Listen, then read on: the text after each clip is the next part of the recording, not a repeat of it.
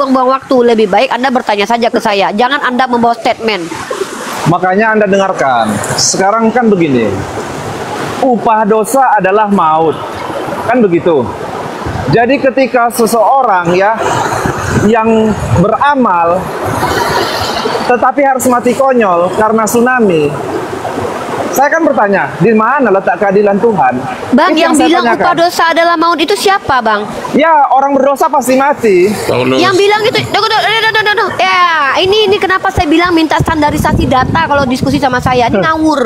Upah Kok dosa ngawur? adalah maut, itu kitab Anda, bukan kitab saya. Sejak kapan Allah saya berkata upah dosa adalah maut? Dalam Al-Quran saya, kematian itu adalah takdir Allah. Sejak kapan Allah berfirman upah dosa adalah maut? Kok Anda mencampurkan ajaran Anda lalu menuntut ajaran itu saya implementasikan? Anda lucu ini. Ini kan diskusi lintas agama. Diskusi lintas agama itu tidak mencampur adukan, Bang. Saya tidak Anda. mencampur adukan. Loh. Saya kan menurut yang saya imani. Ini zaman lucu ini. Kristen. Nggak Oke, mungkin kalau saya begitu- bawa dalil Islam. Kan nggak mungkin. Loh, harusnya saya yang bertanya begitu. Dalam kitab Anda upah dosa adalah maut.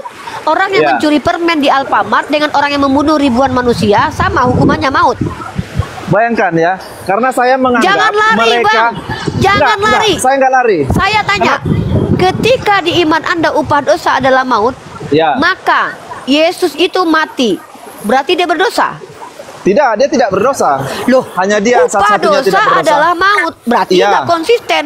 Upah dosa Nggak, adalah bukan. mati. Tuhan Anda mati nggak? Ya. Dia mati, tapi dia tidak berdosa. Ya sudah, berarti bohong. Upah dosa adalah maut.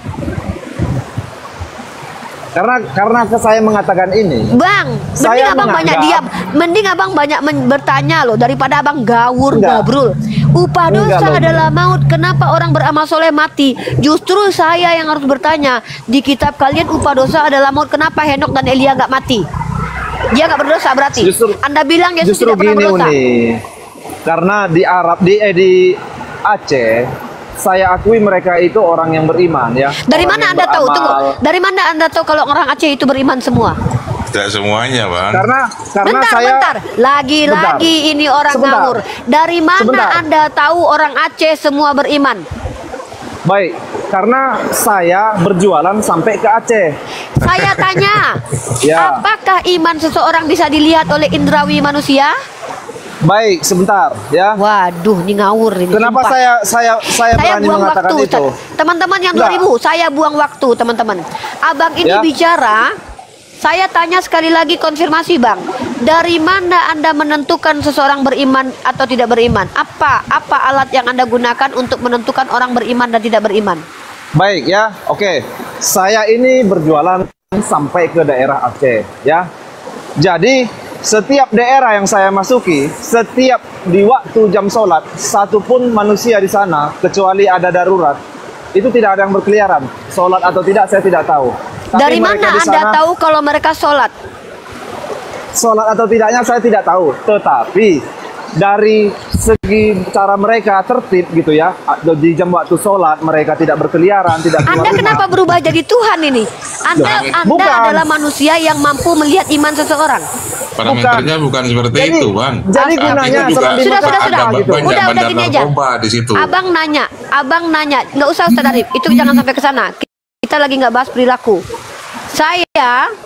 Saya mau Anda bicara itu pakai data, Pak. Kalau nggak diam, kalau nggak bertanya saja. Ya, sorry nih. Saya nggak mau buang waktu, Bang Noah. Anda 3 kali lo bicara di sini ngawur. Ya, Satu, sudahlah. menurut Kita ganti. psikologi Islam, Anda nggak bawa data. Ini menurut Anda pribadi.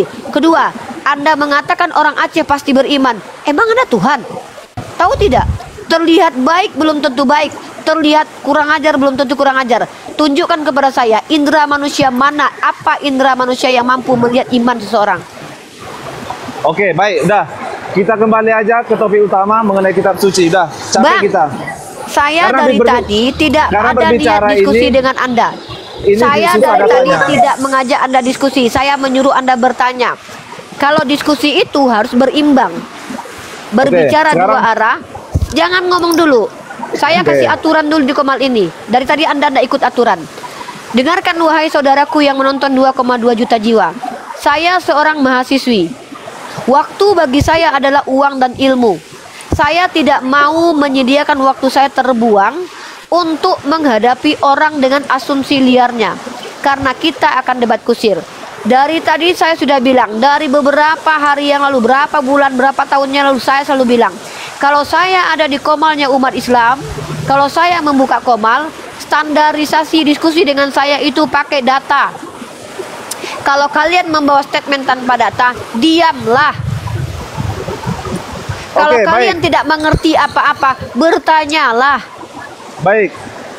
Bentar Dan- dulu Bang Noah, dari tadi Anda minta waktu untuk bicara, tapi yang Anda sampaikan adalah asumsi liar tanpa data. Enggak, Ini saya room nggak mau. mencerdaskan bangsa, Bang. Ini room Saya tempat edukasi publik, Bang. Iya, saya nggak mau lagi bahas mengenai yang masalah Aceh atau apa. Sekarang kita kembali ke topik utama, seperti topik Anda kepada Bang Purba tadi mengenai kenapa kitab kami dikatakan suci. Kalau kitab Islam kenapa dikatakan suci? Kita kembali ke situ aja supaya kita bisa berbasis data. Oke. Anda siap? Bang, Anda menawarkan kepada saya tema itu dan Anda bertanya kepada saya siap. Oke, udah siap Uni? Bang, silahkan Anda menjawab pertanyaan saya. Kenapa kitab Anda dikatakan suci? Kenapa Anda bertanya kepada saya siap atau tidak? Saya Oke. yang menjadi narasumber di sini, Bang. Baik. Jadi kalau secara tulisan langsung di Alkitab bahwasanya ini adalah memang benar-benar kitab ya, kitab suci yang memang harus diturunkan kepada manusia. Itu secara eksplisit itu tidak ada ya. Tetapi dari mana kita meyakini bahwa kitab itu kitab suci? Karena di dalam kitab itu termuat banyak hal yang manusia-manusia tidak ketahui. Pertama, sebagai salah satu contoh, adanya penciptaan langit dan bumi. Terus mengenai aturan-aturan hukum dalam kehidupan manusia, sebagai contoh seperti hukum Taurat. Dan masih banyak hal-hal lain yang bisa dipahami dari apa yang tertulis di dalam Alkitab. Oke, silakan. Sekarang giliran Uni. Kenapa kitab Anda dikatakan kitab suci? Kitab saya dikatakan suci, pertama adalah saya sudah jawab pakai dalil. Anda nggak pakai dalil. Dari tadi saya sudah bilang, bicara tuh pakai data. Dalam surah Al-Baqarah, Bismillahirrahmanirrahim, wa in kuntum fi raibim mimma nazalna ala abdina fa'tu bi suratin min mislih. Itu data namanya. Itu dalil namanya. Itu Al-Qur'an. Kalau kalian ragu terhadap apa yang diturunkan kepada hamba Allah yang bernama Muhammad ibnu Abdullah ini, maka buatlah semisal. Maksudnya apa? Al-Quran tidak dapat ditiru. Tunjukkan kepada saya ada satu kitab yang tidak dapat ditiru di muka bumi ini. Parameter itu hanya dimiliki oleh Al-Quran. Independen parameternya. Kedua, dalam surah An-Nisa ayat 84 apa 82 dikatakan bahwa seandainya ini bukan datang dari sisi Allah, tentu banyak kontradiksi di dalamnya. Tunjukkan kepada saya kalau Al-Quran ada kontradiksi. 1400 tahun lamanya para orientalis berusaha menyerang Al-Quran. Sudah adakah karya ilmiah yang mengatakan Al-Quran kontradiksi? Tunjukkan datanya. Yang ketiga, Al-Quran saya dalam surah Al-Hijr dikatakan inna nahnu nazalna dzikra wa inna lahu lahafizun. Allah katakan bahwa Al-Quran terjaga. 3 parameter ini tidak dimiliki oleh kitab manapun kecuali Al-Quran. Baru ini namanya bombastis, wadidaw keren. Tapi ketika Anda bilang kitab suci saya dikatakan suci karena di dalamnya ada hukum. Tablet Hammurabi juga ada hukum. Sebelum kitab Taurat ada, sudah lebih dulu sejarawan menemukan tablet Hammurabi yang penuh dengan kaidah hukum di sana yang sama persis hampir sama dengan Taurat. Anda bilang tablet Hammurabi itu adalah kitab suci. Anda mau bilang tablet Hammurabi adalah kitab suci. Kalau Anda bilang di kitab saya tertulis bagaimana cara penciptaan langit dan bumi. Di dalam Al-Quran, huwallazi khalaqalakum ma fil ardi jami'an tsumastawa ila samaa'i fasawwahunna sab'a samawat wa huwa bikulli syai'in alim. Di-mute dulu Bang, berisik Bang, di-mute dulu. Di Al-Quran saya juga ada Bang cerita penciptaan langit dan bumi. Dan mungkin kalau Abang lihat kitab Veda di situ juga ada. Bahkan kalau Abang mau di dalam karya-karya ilmiah bahkan dijelaskan bagaimana teori Big Bang dalam jurnal orang lain yang tidak ada kaitan dengan Tuhan. Maka itu lebih suci Bang, lebih hebat Bang, karena tidak melibatkan klaim tentang Tuhan, tapi hasil karangan manusia. Lebih hebat manusia daripada Tuhan bisa mendetailkan bagaimana proses teori Big Bang. Maka Standarisasi suci kitab Anda itu dimiliki juga oleh kitab lain. Apa hebatnya kitab Anda? Kalau begitu kitab orang lain juga suci menurut Anda. 3 parameter saya tidak dimiliki oleh kitab manapun. 3 parameter saya tak mampu terbantahkan secara ilmiah. 3 parameter kitab saya itu adalah parameter universal. Kenapa? Karena yang namanya kitab suci tentu spesial. Berbeda dengan buku porno, berbeda dengan buku jurnal karya orang lain. Kalau karya manusia semua bisa ditiru, maka karya Tuhan tidak mungkin bisa ditiru. Makanya ditegaskan, wa in kuntum fi raibim mimma nazzalna ala abdina fa'tu bi suratim bimisli. Kalau kalian ragu dengan apa yang diturunkan kepada Al-Quran, maka buat semisalnya. Allah tantang seluruh manusia membuktikan bahwa Al-Quran bukan firman Allah. Ini baru make sense. Ini baru standarisasi kitab suci. Tapi ternyata Anda bilang standar kitab suci Anda kan ada hukum. Rasta saya lagi diskusi H2H. Anda belum diajak. Di sini saya narasumber. Bahkan saya memiliki otoritas di sini. Segala kuasa telah diberikan pemilik komal ini kepada saya dan bahkan saya adalah tuan di komal ini. Kalau saya suruh Anda turunkan, Anda turun. Minta Anda kepada Yesus untuk naik. Kalau saya tidak izinkan, Anda tidak bisa naik. Ya, oke. Jadi ketika standarisasi kitab suci Anda, ternyata standar itu juga dimiliki oleh tablet Hammurabi. Apa tablet Hammurabi? Inskripsi yang menuliskan hukum-hukum Tuhan. Hukum-hukum Tuhan, hukum-hukum manusia yang sama persis, yang hampir sama dengan hukum Taurat. Kalau begitu katakanlah tablet Hammurabi juga kitab suci. Kalau begitu. Ya. Nah, ini yang namanya standarisasi yang tidak independen. Saya cantik daripada yang lain.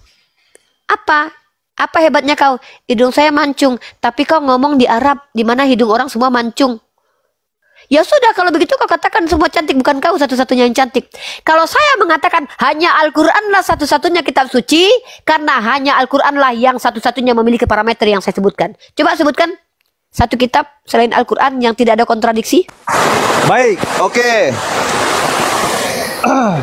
Sekarang giliran saya ya Uni ya. Baik, saya akui secara linguistik ya, secara penulisan Al-Quran oke punya. Saya akui itu. Karena apa? Dari tulisannya oke, gaya bahasa di Al-Quran juga oke. Saya mengakui itu. Sekarang permasalahannya hanya satu. Kenapa? Begitu banyak penafsiran di dalam Al-Quran. Ada penafsiran dari A, dari B, dari C, dari D. Sementara tafsiran ini dikonsumsi ya sesuai dengan porsi kebutuhan dari umat muslim sendiri gitu. Kalau kira-kira ini tidak sesuai, misalnya contoh Ibnu Katsir menulis tentang surah yang misalnya Al-Baqarah, tafsiran Al-Baqarah. Kalau ini sesuai diambil. Habis itu kalau ada surat lain yang ditafsir tidak sesuai, itu tidak diambil. Itu kan Anda tidak ini sesuai. ngomong apa, Bang? Anda ngomong apa ini, Bang? Saya nggak ngerti. Oke, ya. Sebentar, sorry. Karena hujan di sini nih. Anda ini ngomong apa? Kita bicara standar kitab suci loh. Iya, apa sorry. kaitannya Di dengan sini karena tafsir hujan. Ibnu Katsir? Begini. Di dalam pengajaran Uni ya, saya kasih satu contoh ya, di dalam Al-Qur'an. Itu satu nama pun tidak ada menuliskan mengenai Yudas Iskariot. Terus? Jadi ketika Anda mengatakan kitab Anda tidak kontradiksi gitu. Terus kalian tahu menyebutkan Yudas Iskariot ini dari mana? Bang, kami tahu Yudas itu dari kitab Anda, Bang. Kenapa dimasukkan? Di mana dimasukkan? Lah di tafsiran Tafsir itu mengenai apa? Tafsir Ya. itu apa artinya? tafsir itu ya, itulah yang diartikan ya, diartikan secara luas. Bang, belajar bahasa Indonesia boleh ya? Saya ajarin bahasa Indonesia boleh ya? Inilah pentingnya belajar, Bang, supaya nggak mempermalukan diri sendiri kayak gini. Mohon maaf nih. Dari tadi saya sudah halangi Anda loh untuk banyak bicara loh, tapi Anda masih birahi untuk banyak bicara. Ini mempermalukan Iya. diri Anda. Saya Nggak sebagai apa-apa, ras Uni. manusia malu. Ya, tapi nggak apa-apa Nggak ya. apa-apa. Anda nggak. Iya. Ya karena memang Anda mungkin nggak punya rasa malu lagi. Iya. Dengarkan baik-baik saudaraku Noah. Kalau bicara itu ngerti dengan apa yang diomongkan. Saya tanya sama Anda, apa arti tafsiran? Gimana? Apa arti tafsiran? tafsiran itu ya adalah tentang mengenai penjelasan-penjelasan detail ya. Untuk mengungkapkan sesuatu dari hal yang dijelaskan tadi, yang dimaksud tadi. Seperti misalnya ya seperti tafsiran kitab gitu kan. Contoh terus, tadi ada Al-Quran apa? Sekarang kan saya bertanya gini. Tunggu. Bentar dulu. Narasi Anda tadi itu belum saya selesaikan tuh. Narasi tadi itu harus saya hancurkan itu. Omongannya nggak jelas tadi itu. Tadi Anda bilang apa? Saya masih ingat loh. Teman-teman di sini masih mendengarkan loh. Yang mana? Anda mengkritisi Al-Quran dengan mengatakan tafsir si A, tafsir si B. Korelasinya dengan benarnya kitab-kitab suci atau tidak itu apa korelasinya, brother? Apa kaitannya? Oke, baik. Kalau korelasi kitab itu benar, seharusnya tafsiran itu ya tidak boleh ada gitu. Siapa yang bilang begitu? Siapa yang bilang kalau kitab itu benar? Oke, saya tanya. Bentar nih. Nah, ini mantap nih. Ini baru nih. Nih kita masuk di sini. Saya bahas tema ini dulu ya. Saya nggak mau kemana-mana. Saya tanya sama Anda. Apakah kitab suci Anda boleh ditafsir atau tidak? Tidak, karena kami tidak ada tafsiran. Yesus Gunung Batu itu nggak boleh ditafsir ya. Yesus Gunung Batu itu. Sabar Ustaz. Oke, saya kasih Anda satu ayat ya. Tuhan Anda mencukur bulu paha. Berarti dia benar-benar mencukur bulu paha.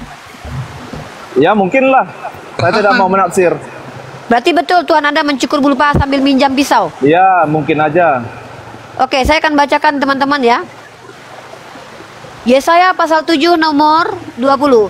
Pada hari itu dengan pisau cukur yang dipinjam dari seberang sungai Efrat, yakni dari Raja Asyur, Tuhan akan mencukur kepala dan bulu paha. Berarti Tuhan Anda minjam pisau. Ya mungkin aja lah nih.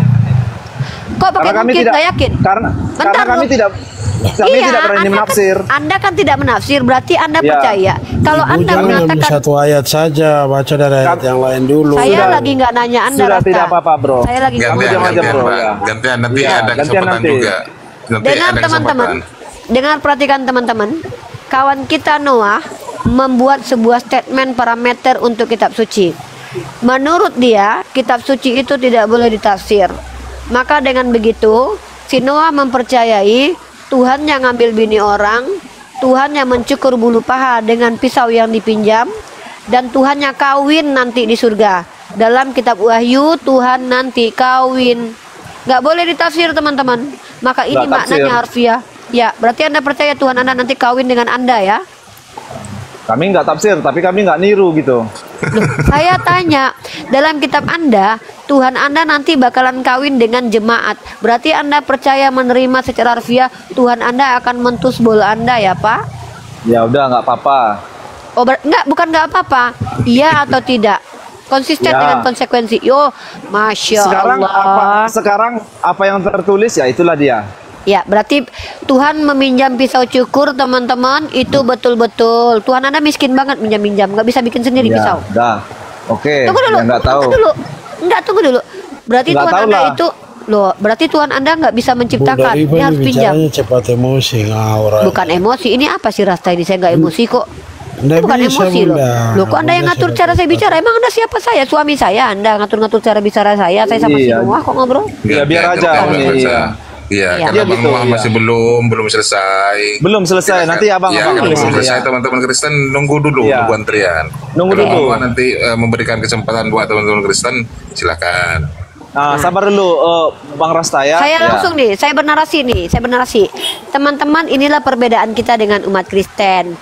Al-Quran mengizinkan menafsir Al-Quran karena Nabi Muhammad itu yang menjelaskan Al-Quran. Ada perintahnya di Al-Quran dalam surah Al-Furqan ayat 33. Ya, nanti saya kasih dalilnya. Artinya Allah kita mengizinkan Al-Quran untuk dijelaskan. Kenapa? Tidak semua orang itu belajar, tidak semua orang itu otaknya sama. Maka Rasulullah menjelaskan Al-Quran supaya pemahaman Al-Quran semuanya sama kepada orang yang kualitas IQ-nya rendah dan kualitas IQ-nya tinggi. Inilah ilmiahnya Al-Quran. Tapi Bang Noah mengatakan kalau kitab suci itu tidak boleh ditafsir. Maka konsekuensi logiknya apa? Tuhan yang Bang Noah pernah ngambil bini orang. Tuhannya Bang Noah minjam pisau cukur sambil cukur bulu paha dan bulu kepala. Tuhannya Bang Noah itu nanti kawin sama Bang Noah di surga karena ada prosesi kawin anak domba. Kalau memang seperti itu cara mengimani kitab suci Abang, maka kami mohon maaf Bang, kami umat Islam mengatakan bahwa kitab Anda bukan kitab suci karena di situ menjelaskan Tuhan kawin. Oke. Kami mengatakan kitab Anda kitab cabul karena menjelaskan tentang tutorial bersenggama dalam Yeskiel pasal 22 nomor 23 karena itu bukan ditafsir, karena itu betul-betul terjadi. Dan kami mengatakan bahwa istri Tuhan Anda selingkuh. Ya, ini ada dalilnya Oke. nih. Bentar dulu Bang, bentar Oke. nih. Udahlah, Ya. satu-satu aja cukup. Nanti saya lagi. Itulah begitu. Gantian lah Uni. Supir, akun besar ini Pak Supir. Gantian lah. Masa Uni terus? Uni sampai 10 ratusan data. Saya satu data belum saya kasih. Emang Anda nggak punya data dari tadi kan? Ada dong. Mau saya bacakan? Silakan. Oke, sekarang giliran saya ya. Baik. Oke, anak Uni tadi mengatakan kitab kami seperti itu. Silakan, nggak apa-apa. Saya tidak mau begitu ya. Tetapi yang saya pastikan di sini adalah Al-Quran ini meniru gitu. Karena apa? Di tafsiran itu jelas ya. Di surat An-Nisa 156 itu sama sekali tidak ada disebutkan nama Yudas Iskariot. Tetapi di tafsir Tahlili itu menerangkan bahwasanya yang disalibkan itu adalah Yudas Iskariot. Sekarang pertanyaan saya, dari mana nama Yudas Iskariot ini bisa Anda tampilkan di dalam tafsiran? Sementara Al-Quran tidak pernah menyebutkan nama Yudas Iskariot. Hanya di Alkitab saja yang ada nama Yudas Iskariot. Betul. Ya saya tanya, di Al-Quran ada nggak nama Yudas Iskariot? Tidak ada. Ya udah, kenapa Anda katakan di Al-Quran ada nama Yudas Iskariot? Berarti nggak ada.